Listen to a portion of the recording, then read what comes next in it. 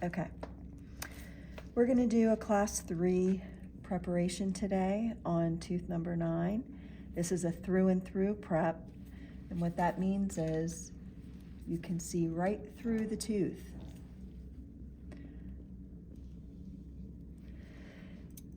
So the doctor's able to drill like this because they're not drilling in towards the middle third of the tooth too far. If they continue to drill in towards the middle third of the tooth, then they'll end up drilling into the nerve. So they have to be very cautious when they're drilling and pay attention to how far in they're drilling into the tooth. So I'm going to start out with placing the mylar strip. Mylar strip comes straight. I like to contour it by rubbing my fingers together, and then it keeps its shape. I'm going to put the mylar strip between the teeth. If you ever have trouble getting it between the teeth, put a wedge in just to open that contact area. Slip your mylar strip in there and then remove the wedge. You have to remove the wedge because you need to slip this mylar strip underneath the free gingival margin. It's got to go underneath there. This strip has to adapt to the shape, the natural shape of the tooth. If it doesn't, this is where a lot of people end up getting a lot of flash or an overhang interproximally. So this is the mistake they make, is they put this straight like this, and it's laying on the papilla right here in the interproximal area. That's not good. You don't want to do that because the tooth is not square. You have to make sure that you get this underneath the gums, a little bit here in the free gingiva area, and then you put your wedge. Everyone uses different types of wedges, different brands. This is pre-contoured, and if you notice, the wedge is flat here and it comes to a point at the top. The point should always go with where the point of your embrasure is. So on this tooth, obviously, the point of the embrasure is here, where it's very close to where your contact area will be in the tooth. The flat side goes against the gums, and it's at the wider area of that embrasure, okay? So when I hold this, I'm going to make sure that I have it, the flat side goes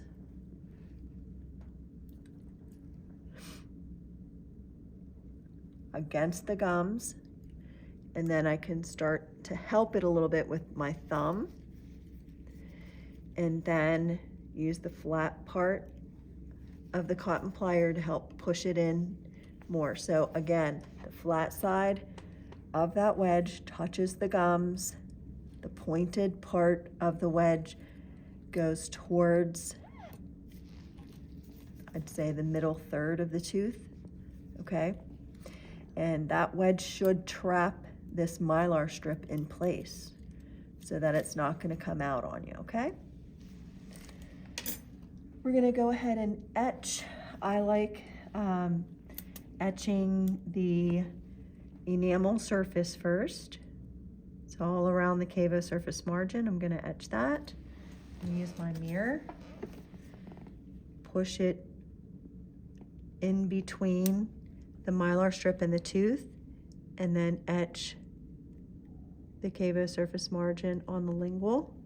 And I'm going to leave that material in place. This was kind of liquidy, so it kind of went in to the center, but you leave that on that cavo surface margin for like 10 seconds, and then you go back in and you apply your etch to the dentin. Once that etch has been in place for a total of 30 seconds, if that's what your manufacturer requires, then you rinse it off.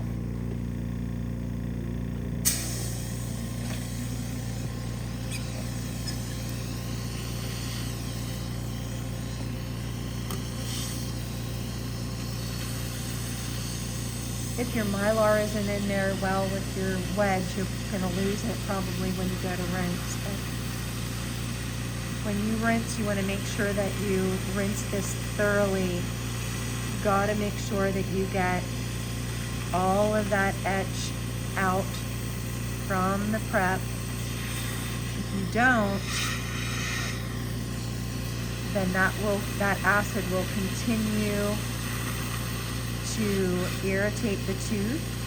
The patient will have postoperative sensitivity. So I believe if you're etching for 30 seconds, they say to rinse for 30 seconds. You can't over rinse, so better to be safe than sorry. One thing you can do though is you can over dry the tooth, called desiccation. So you don't want to desiccate the tooth because then the patient will certainly have postoperative sensitivity because you took the natural moisture out of the tooth temporarily. I'm going to make sure that the Mylar strip is dry so that I'm not contaminating anything with any of that water. But then I want to make sure that I lightly dry the tooth, and I'm going to apply the next step. The next step, depending on where you work and what your office uses, could possibly be primer.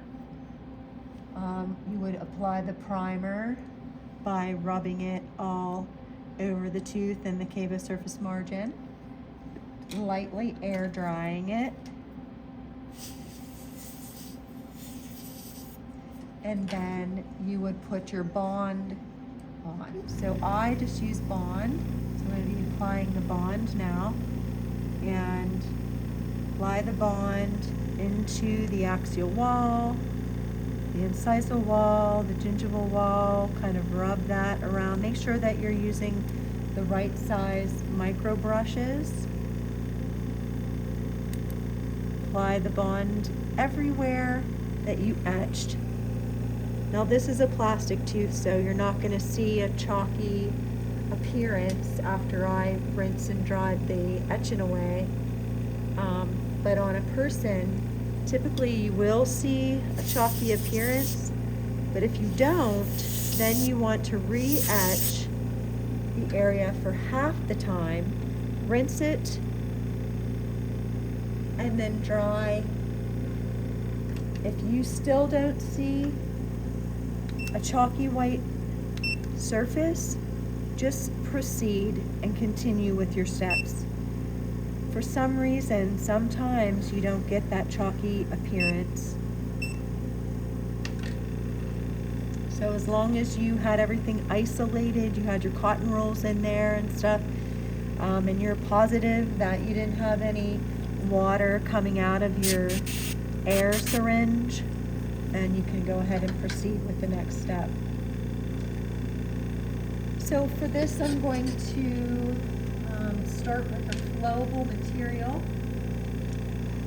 and I'm using a syringe or a gun with a little compule with flowable in there. You want to express a little tiny bit of flowable out there. And then what I recommend you do is adapt your finger to the lingual surface of the prep. Your finger should be touching the adjacent tooth as well.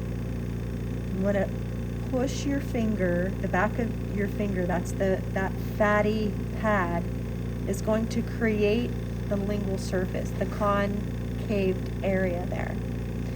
When I create that surface, it's up against this Mylar strip, and the Mylar strip is going to make that a really super smooth surface on the lingual. I'm going to use my flowable here, and I'm going to turn the tip a little bit so that I'm not having to, turn my wrist or whatever. And then put this in here.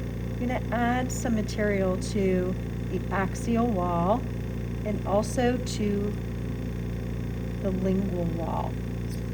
The lingual wall, I'm literally putting material on the lingual surface right now, and make sure that I remove anything that may be squished out into these embrasures here. But with that flowable, I can make the lingual wall, and I'm going to show you here just as soon as I cure this. Now, it was a through and through, but now that I put that lingual wall in there, I can move my finger from the lingual, and then I'm going to show you what it looks like. So I basically filled that lingual area, and now I just have to fill, the facial part of it. So if your office uses multiple shades of composite material, you could possibly be using a dentin shade first, okay? And now I can typically use the Compile, but this squeezed out of my Compile, so I want to use it. I'm going to just put a little bit of the material on my instrument to add it into my prep so I don't waste the material that's squeezed out there. And you have to, this I'm pretending is my dentin shade, okay? So what I'm going to do is just put a little tiny bit of this material into the tooth, like where the dentin would be, okay? And so I don't want this filled clear to the facial surface, but I do want to make sure, and I can use the nib, I do want to make sure that it is touching that new lingual wall that I just built.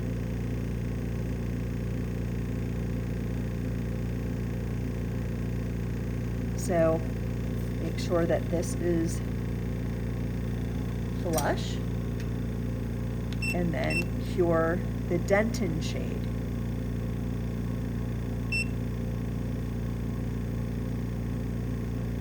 So each layer you want to cure for 20 seconds. And now this is my enamel shade, which I'm going to put the rest of the material in there. I'm going to put the tip of that instrument, of this Compile actually, down into that prep, and I'm going to start pushing the material out. And then as the material starts coming out and filling up the prep, I'm going to start lifting the tip out as I continue to push and fill that up. So again, I'm going to cover this with my hand to keep the light out until I get the instrument that I need. Try to keep your tray organized so you can see exactly what you want, and it doesn't take you a long time to find what it is that you want. So this instrument's pretty cool. This is an instrument that some of my students were showing me that their office was getting. It's called Ultra Sculpt, and there's different size pads that you can put on here, and they're disposable, so you throw that pad away in between each patient. But the one side has the pad, the other side has the paddle. So when you are putting your material in here and it's composite, you want to make sure that you push the material in place and push it up against the wall and so on, because you don't want to leave any voids in your restoration. I would try not to overfill, because if you do that, then once we pull this Mylar strip over, you're going to end up with a lot of flash everywhere. So I'm going to show you basically how this little pad works. You can use it to smooth that out. I'm using the paddle right here at this embrasure area to make sure that there's not extra material. So when you pull your strip over, this is so important. Make sure you're holding the strip with your lingual finger, and then see there's going to be flash. It's going to be the whole way around here, but that will just pop off. What I want to make sure is perfect is this right here. I do not want to have excess material up in this area, and I want this to be shaped so that this material creates the side of the tooth to be the same height as this side. So I'm going to cure it, and then I have to check to make sure the height is correct. If it's not, I'll add a little bit more to that mesiofacial area.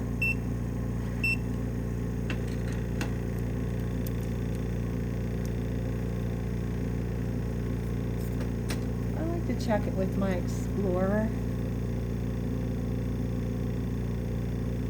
Okay. And then if you can see that this stuff, this will all flick off. This is just some flash. And that was not etched and it wasn't bonded there. I thought this Explorer was weird. It has this like little tiny little catch there. But that will just kind of flick off.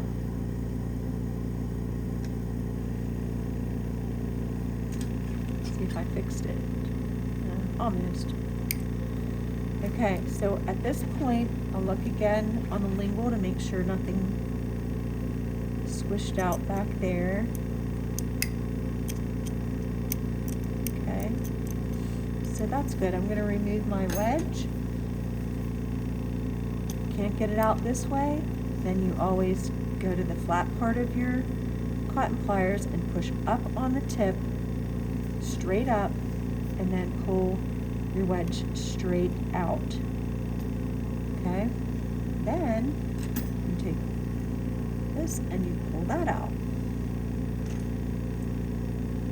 So you should have an instrument that is a heavier instrument. Sometimes offices keep like a discoid cleoid or something handy so that they can, pop off the extra material that's squeezed out through there. I don't know if this one's going to do it. This is just the plastic instrument that I'm using. Let me grab it real quick.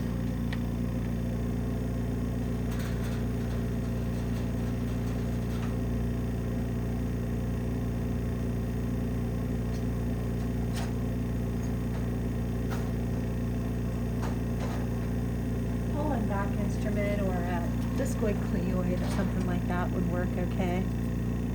But you have to be careful on these Typodont teeth because they are just plastic and you can do some damage to the tooth itself.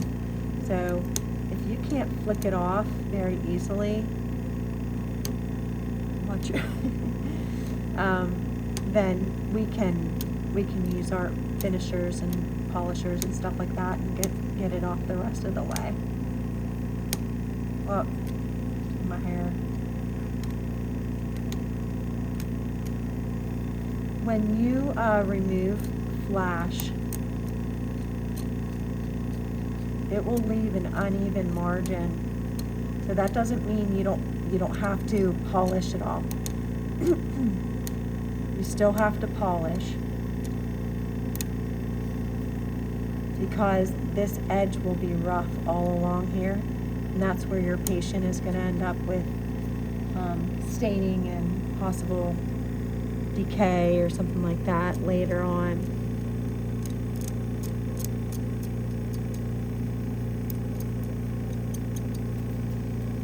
Okay.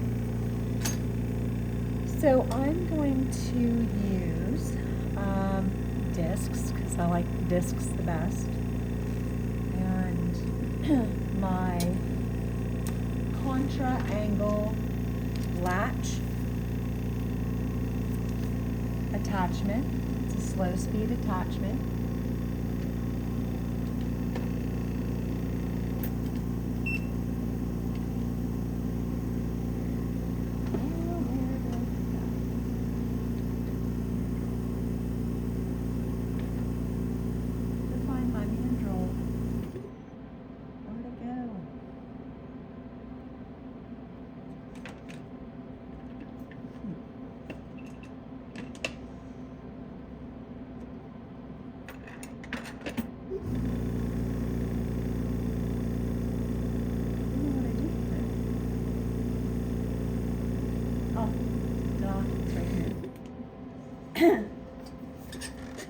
If it was a snake, it would have bit me.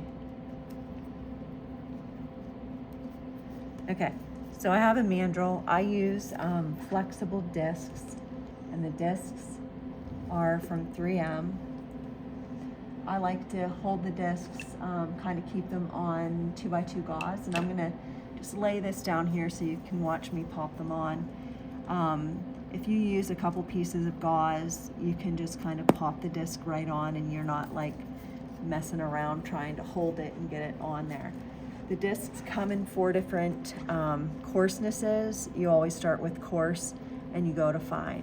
So the darkest is the coarse and the lightest is the most fine. Fine will put a nice gloss on the tooth. Whenever you are using these discs, you want to make sure that you're adapting, the disc properly. You don't want to take this mesial margin and kind of have it narrow. This marginal ridge has to be kind of flatter, squared,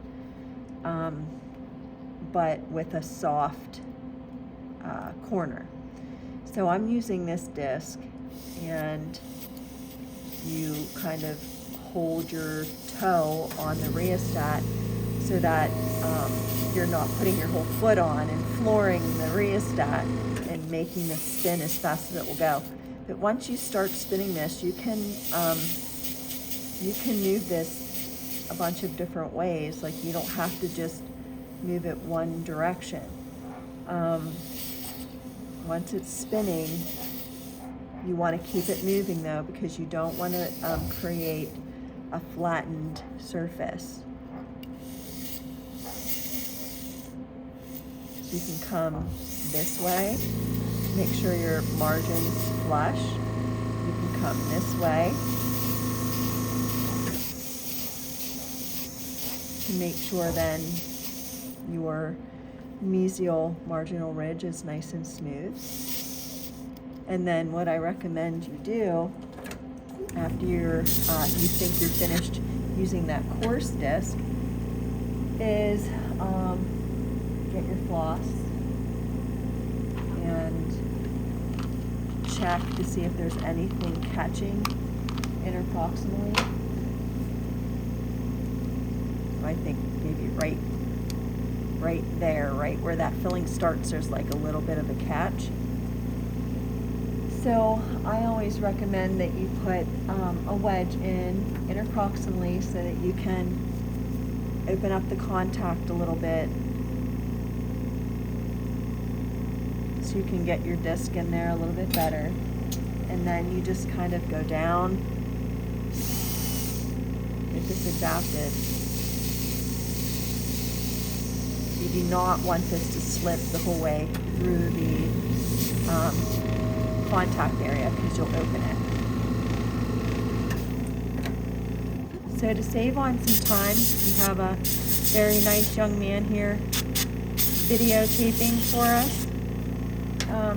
We would go down through all of these discs, and we would finish with the last one, and I'm just going to skip to the last one to save some time. And this would put the nice finish on the restoration. This flexes, so you can make sure that you get this, see how that catches a little bit? Angle it slightly so it doesn't catch, but this one's so thin it tends to catch a little. Try to avoid using the first, let's say, first 2 discs because they are more coarse on the lingual side.